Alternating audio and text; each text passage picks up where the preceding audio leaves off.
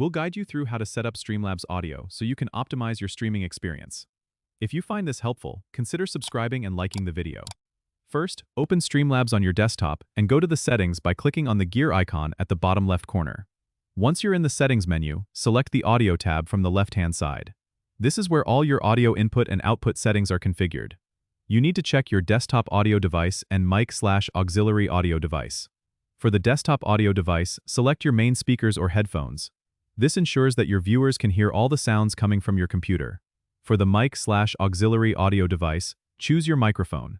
If you're using a USB microphone, make sure it's connected and appears in the list.